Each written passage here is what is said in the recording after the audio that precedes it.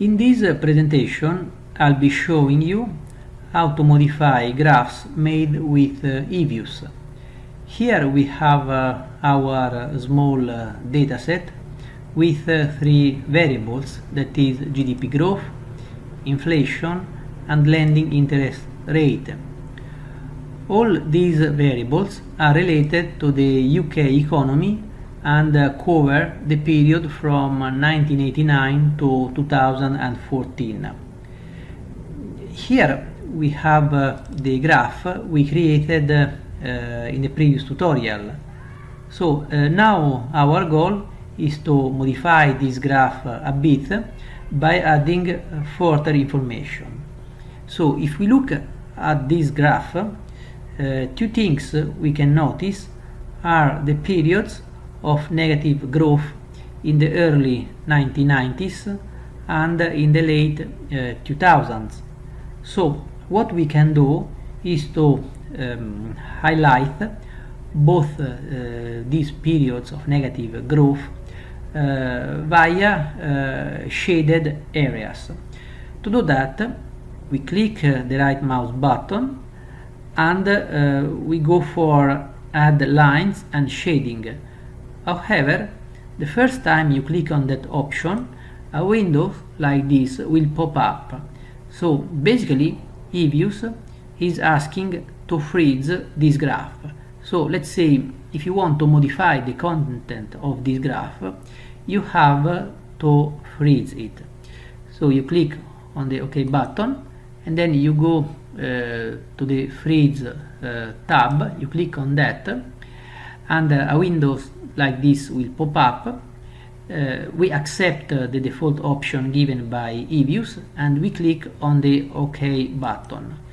Now we are able to modify this graph as much as we want. So we said we want to highlight the periods of negative growth via shaded areas. So again we click the right mouse button, we go for add lines and shading.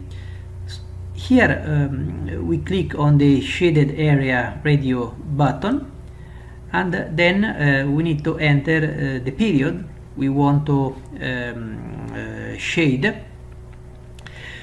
Then we can enter, for instance, 1990 and 1992. Then we click on the OK button. As you can see, a shaded area has been created. So we can follow the same procedure in the case of the other period of negative growth. We click on the right mouse button, then we select the 4 option down. We click on the we select the shaded area radio button and we enter the second period we want to highlight. Then we can enter something like 2008, 2010. We click on the OK button and as you can see, a shaded area has been created also in this case. So now what we can do is just to give a label for each of those periods of negative economic growth. For instance, here the negative growth was associated with the recent global financial crisis. Then we can give a label to this negative economic growth by using the term, for instance, global financial crisis. So we click on the add text button and we type global financial crisis and then we click on the OK button. Here we have to drag this label down in this position. Maybe the size of this label is very big, so we can reduce it.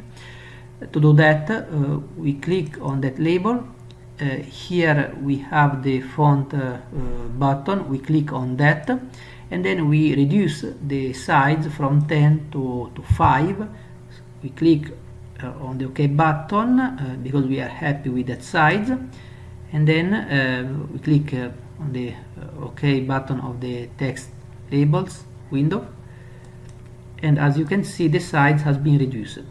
We can do the same things in the case of the other period of negative economic growth. This period is associated with the exchange rate mechanism crisis. So again, we can click on the right mouse button, then add text, and then we enter something like exchange rate mechanism